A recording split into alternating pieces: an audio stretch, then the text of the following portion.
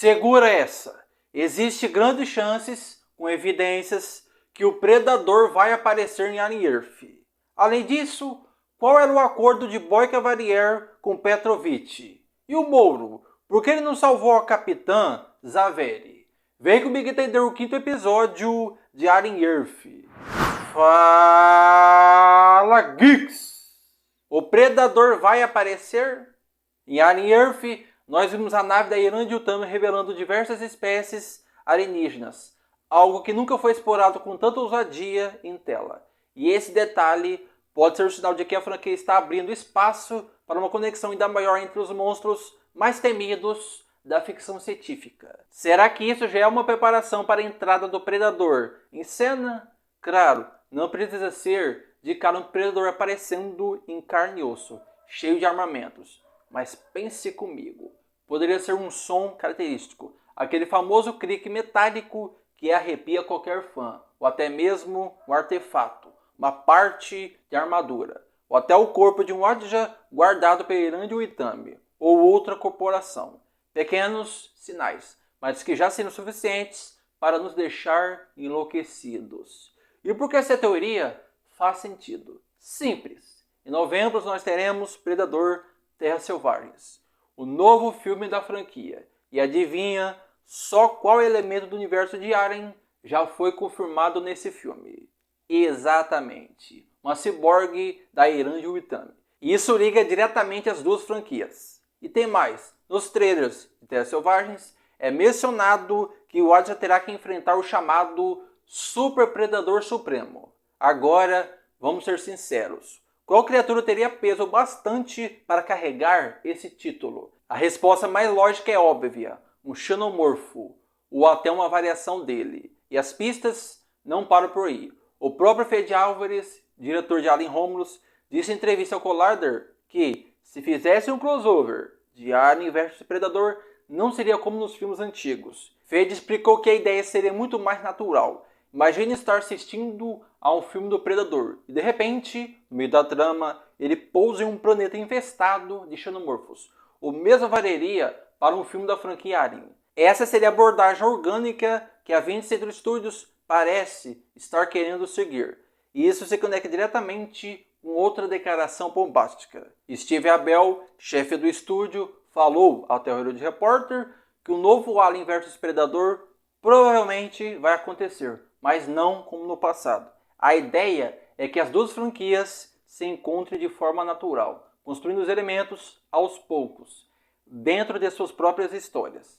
Percebe a jogada? Em Terras Selvagens já temos a presença de uma ciborgue ligado ao universo de Alien, e talvez até a presença de um xenomorfo. Em Alien Earth temos a introdução de espécimes alienígenas que nunca havíamos visto antes, e que pode muito bem servir de ponte para apresentar o Wadja. É como se as duas narrativas estivessem se aproximando, peça por peça, para o momento em que o inevitável confronto entre eles volte às telas. Claro, existe a possibilidade de que o Predador não dê as caras em Alien Earth, pelo menos não diretamente. Mas o simples fato de estarmos vendo essas conexões sendo plantadas já é o suficiente para acender o alerta.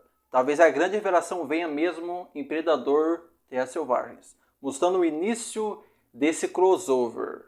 O acordo de Boyka-Valier com Petrovich. No início, Moro acreditava que Hem e o robô Teng eram os sabotadores a bordo, mas a verdade é que o inimigo estava muito mais próximo do que ele imaginava. O engenheiro-chefe Petrovich. E aqui está a parte intrigante. Petrovich não planejava libertar os espécimes alienígenas. Ele sabia muito bem que, se eles escapassem, seria tão preso quanto qualquer outro membro da tripulação. O que ele queria, na verdade, era algo ainda mais perigoso e lucrativo. Mas as consequências do incêndio e da explosão que ele provocou foram caóticos. 2 xenomorfos foram libertados, e o restante das criaturas conseguiu escapar graças à sua própria inteligência e instinto de sobrevivência. Teng chegou a alertar Moro sobre algo curioso. Só porque o computador da nave, a famosa mãe, mostrava que um casulo criogênico estava ocupado, não significava que realmente estivesse. Isso levantou uma suspeita sombria. Petrovich nunca entrou em hibernação. Ele simplesmente hackeou o sistema para aparecer adormecido, enquanto vagava escondido pelas entranhas mecânicas da nave. De lá, ele deu início ao seu plano. Oculto nas sombras, iniciou um incêndio, sabotou os motores e provocou a explosão que transformaria a Majinov em algo ainda mais perigoso do que uma nave espacial fora de controle. Como bem disse Atom Ames, a Majinov deixou de ser um veículo interplanetário e se tornou um verdadeiro míssil apontado para a Terra. E adivinha? Não foi acidente. Esse era exatamente o plano. A verdade veio à tona quando Moro encontrou registro de uma chamada de vídeo nos bancos de dados da nave. Nessas gravações, Petrovich aparece negociando diretamente com Boy Cavalier. O acordo era simples e macabro. Ele lança a Majinov contra a Cidade Prodígio, o coração do Império de Cavalier. A promessa? Uma fortuna colossal em troca do controle sobre os espécimes alienígenas. Sim, Petrovich traiu não apenas sua tripulação, mas também a própria humanidade. Petrovich revelou a existência de xenomorfos para Cavalier sem que ninguém na Irã de Utami tivesse ideia disso. Ao lançar a nave contra a Cidade Prodígio, ele garantiria que os espécimes cairiam exatamente nas mãos do ambicioso governante. Durante a conversa, Petrovich não escondeu suas frustrações. Falou sobre a burocracia sufocante da Irã de Utami, sobre como se sentia usado e descartável. Mas, no fundo, tudo se resumia a duas coisas: dinheiro e poder. O pagamento prometido por Cavalier era apenas uma parte. O Gero também sonhava em obter um novo corpo, inspirado nos avanços híbridos da Proteus, os mesmos experimentos que deram origem ao Andy e os Garotos Perdidos. No entanto, como sempre acontece em Alien, planos humanos raramente terminam bem. No final do episódio 5, Moro confronta e mata Petrovich. Mas antes de morrer, o engenheiro deixa escapar uma última frase que arrepia até a espinha. Você não pode pará-lo. Eles querem seus monstros. Moro não entende exatamente a quem Petrovich se referia, mas estava falando de Cavalier da Utami? Por que Moro não salvou a Capitã Zaveri? O episódio 5 de Alien Earth trouxe, sem exagero, a perseguição mais épica envolvendo o xenomorfo em toda a série até agora. E não foi apenas a tensão da cena que nos deixou boquiabertos, mas também a brutalidade da escolha que se seguiu. A maior parte da tripulação já havia sido exterminada, e a Capitã Zaveri, completamente abalada pelo caos, entrou em seu instinto mais primitivo, o de sobrevivência.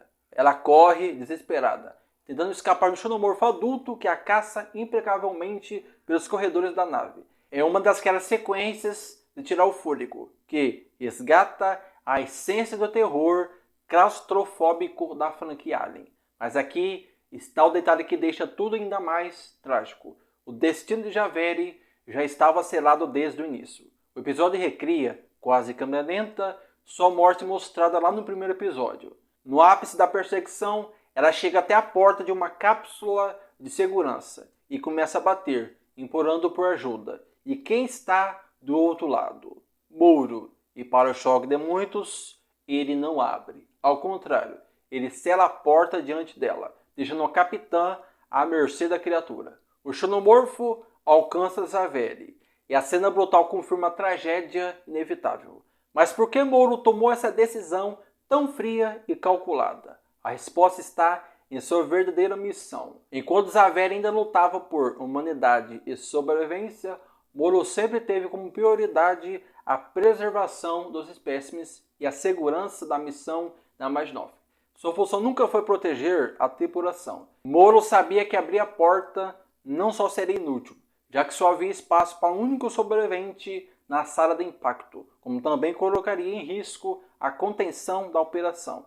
Esse momento mostra um Moro mais humano do que nunca, mas ao mesmo tempo implacável. Ele não queria sacrificar Zaveri, mas compreendia que era um preço inevitável. Foi um ato de sobrevivência, sim, mas também de lealdade à sua missão. E o episódio ainda guarda uma revelação poderosa: a relação de Moro com a corporação Utami. Descobrimos que sua avó a acolheu quando ele mais precisou, dando-lhe não só um propósito, mas também um novo braço, transformando-o em um híbrido humano-ciborgue. Essa lealdade a Utami molda todas as suas escolhas. Nos momentos finais, Moro jura eliminar Boy Cavalier, afirmando que prótese não é confiável e que somente pela força será possível recuperar os espécimes. Isso não apenas prepara o terreno para um confronto explosivo entre Prodigy e a Yolanda Yutami, mas também consolida Moro como uma figura central, agora sem quaisquer restrições morais. Agora me conta, você acha que o Predador vai aparecer? O que você achou deste episódio? Comente, e se você não é inscrito, se inscreva. Até o final da série, você vai entender os episódios em detalhes. Muito obrigado, até a próxima, fui!